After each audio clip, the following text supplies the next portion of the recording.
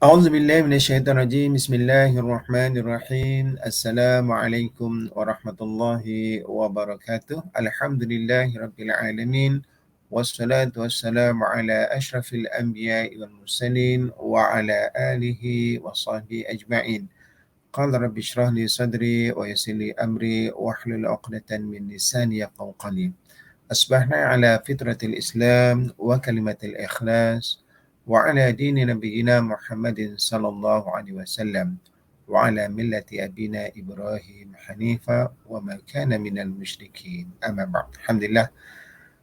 Sahabat-sahabat, rakan-rakan, teman-teman mati Allah Subhanahu Wa Taala, semoga perbincangan, ya, lontaran-lontaran idea, perkongsian pada sahabat pada waktu pagi ini memberi manfaat kepada kita.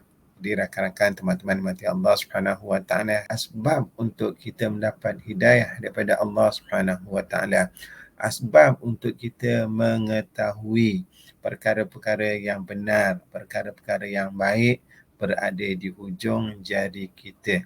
Jadi pilihan di atas kita untuk kita memilih mana yang baik ataupun sebaliknya, mana yang bermanfaat ataupun sebaliknya, perkara yang boleh mendatangkan kebaikan kita ataupun sebaliknya. Itulah yang akan dinilai oleh Allah Subhanahu Wa Taala dalam kehidupan kita itu, segala amalan, perbuatan, tingkah laku kita yang kita lakukan sehari-harian. InsyaAllah, mudah-mudahan apa yang dianjurkan oleh Akademi Keluarga Fitrah ini dapat memberikan sesuatu yang bermanfaat, walaupun sedikit, walaupun secebis, untuk rakan-rakan, teman-teman di luar sana.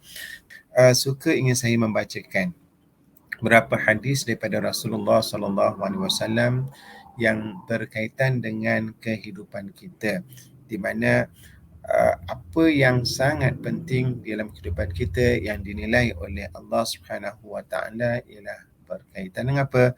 Dengan akhlak, dengan budi pekerti, dengan tingkah laku baik kita, menepati kepada antara tujuan besar mengapa Allah Subhanahu Wa Taala mengutuskan para rasul, khususnya Nabi Muhammad sallallahu alaihi wasallam, ialah untuk menyempurnakan akhlak yang mulia. Innama bu'ithu liutammima makarimal akhlak. Sesungguhnya aku, itu Nabi Muhammad sallallahu alaihi wasallam, dibangkitkan untuk menyempurnakan akhlak yang mulia. Jadi rakan-rakan, teman-teman, kalau kita renungkan situasi hari ini, kita dapat melihat bagaimana kebanyakan kita berhadapan dengan masalah akhlak, berkaitan dengan nilai, berkaitan dengan moral. Contoh yang mudahlah rakan-rakan, teman-teman, cara pemanduan, berlakunya kemalangan, berlakunya pergaduhan, berlakunya perselisihan di jalan raya adalah kerana etika pemanduan. Waktu pagi macam ni kan, masing-masing nak potong queue, ialah betul semua nak cepat. Tapi di saat kesesakan berlaku, apa yang penting kita perlu bersabar, kita perlu bekerjasama, kita saling memberi laluan di antara satu sama lain. Kalau daripada 3 lorong menjadi 2 lorong, kita berganti-gantilah. Kawan dah lepaskan kita, kita masuk. Kawan yang lain pun maju. Ini kadang tidak nak bagi laluan pun tidak, rapat betul-betul. Sebab apa? Situlah nilai seseorang itu, dia kurang prihatin, tak jana, kurang memberi kerjasama, pentingkan diri sendiri dan berbakat-bakat. Jadi Rasulullah SAW banyak menerangkan hadis-hadis yang berkaitan dengan akhlak yang mulia. Sebelum ini saya bacakan 2 hadis. Hari ini saya sambung lagi hadis yang berkaitan dengan husnul khuluq ataupun akhlak yang baik. Daripada Abu Darda radhiyallahu anhu, Rasulullah SAW bersabda, ma syai'un athqalu fi mizanil mu'min yawmal qiyamati min khuluqil hasan wa inna Allaha yubghidul fahisha al-badhi.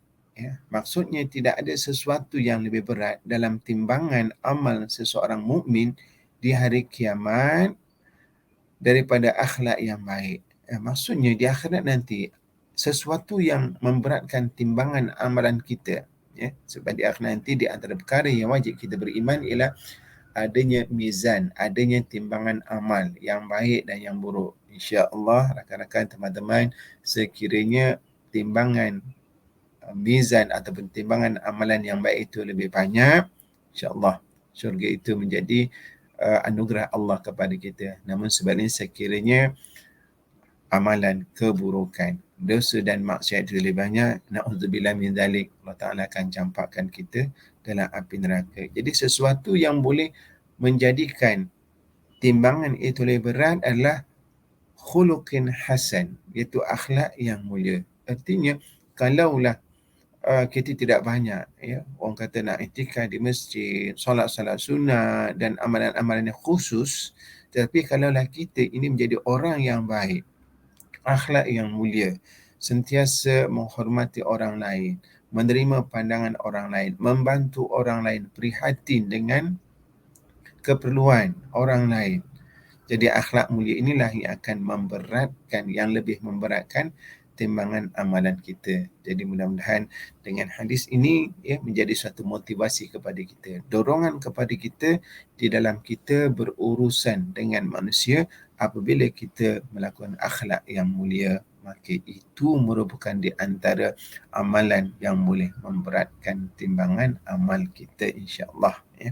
Dalam hadis yang lain diriwayatkan daripada Tirmizi, wa inna sahiba husnil khuluq la yablughu bihi darajata sahibis sami was salati, dan sesungguhnya orang yang mempunyai akhlak yang baik, sahibu husnul khuluq, maksudnya pemilik, siapa dia sahibul husnul khuluq ini adalah manusia yang berakhlak baik, yang berakhlak mulia, maka dia akan sampai kepada darjat orang yang sering melakukan puasa dan juga melakukan solat. Ya, jadi kita tahu orang yang berpuasa, orang yang mendirikan solat ini kedudukannya sangat hampir dengan Allah Subhanahu Wa Taala, yang dinamakan sebagai darajat muqarrabin. Ya, muqarrabin itu adalah orang yang dekat dengan Allah Subhanahu Wa Taala.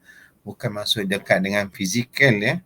Fizikal, kalau kita dengan orang, kita nak dekat dengan fizikal, ya, kita nak rapat dengan dia, kita nak selalu berdamping dengan dia. Namun dengan Allah Subhanahu Wa Taala, al-muqarrabin ini orang yang hampir dengan Allah daripada sudut maknawi. Maksudnya diri itu sentiasa mendapat perhatian daripada Allah Subhanahu Wa Taala, sentiasa mendapat rahmat daripada Allah Subhanahu Wa Taala. Siapa dia? Iaitu orang yang mempunyai akhlak yang mulia, ya. Dalam hadis yang lain pula daripada Abu Dawud, ma min syai'in aqla fil mizan min husnil khuluqi, ya, tidak ada sesuatu yang lebih berat di timbangan nanti melainkan akhlak yang mulia. Satu ketika Rasulullah SAW ditanya, daripada Abu Hurairah menyatakan, su'ila Rasulullah an aktsari ma yudkhilun nas al-jannah, faqala attaqallah wa husnul khuluq.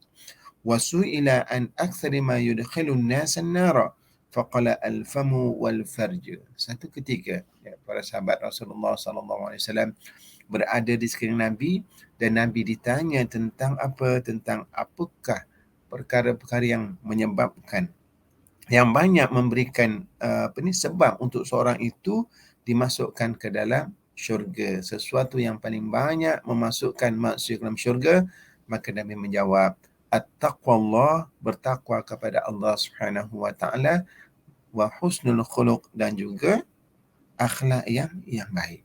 Artinya itu di sini Nabi sebut dua perkara yang menyebabkan seorang itu boleh diterima, dimasukkan oleh Allah Subhanahu Wa Taala, iaitu at-taqwa, iaitu kita sentiasa takut kepada Allah, kita sentiasa ingat kepada Allah, kita sentiasa melaksanakan perkara-perkara yang disuruh oleh Allah Subhanahu Wa Taala. Dan yang kedua, husnul khuluq, ialah orang yang mempunyai akhlak yang baik. Jadi rakan-rakan teman-teman, memang sangat penting, ya, kita mempunyai akhlak yang baik di dalam kehidupan kita. Jadi kita boleh perincikan nanti apakah ciri-ciri ataupun amalan-amalan yang dikategorikan ataupun perbuatan-perbuatan yang dikategorikan sebagai husnul khuluq ini. Tapi secara umumnya husnul khuluq ini ialah semua perbuatan-perbuatan yang baik, ya, yang sesuai selari dengan tuntutan Islam.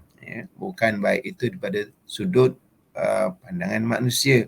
Ya, kadang ada orang melihat benda tu dia kata baik tapi syariat tak membenarkan. Contohnya bermudah je. Loteri kebajikan. Loteri kebajikan ni, loteri itu adalah judi. Ya. Bagaimana judi itu boleh menjadi suatu kebajikan? Tak boleh. Jadi kebaikan itu mestilah menepati dengan prinsip syarak. Contoh bantu-membantu.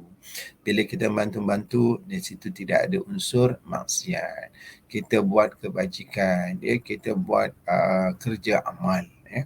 Jadi itulah rakan-rakan, teman-teman mati Allah Subhanahu Wa Taala, betapa besar dan pentingnya husnul khuluq, akhlak yang mulia ini di dalam kita mengamalkan ajaran agama Islam. Ya. Dan Nabi juga ditanya tentang sesuatu perkara yang banyak memasukkan manusia ke dalam neraka, maka Nabi menjawab mulut dan kemaluan. Mulut ni sebab ya, berkata perkara yang tidak baik, menipu, mencaci, memfitnah, mengadu domba, ya, dan juga kemaluan disebabkan oleh zina, ya, ataupun perkara-perkara yang mendorong kepada zina yang berasaskan, berunsurkan kepada hawa nafsu.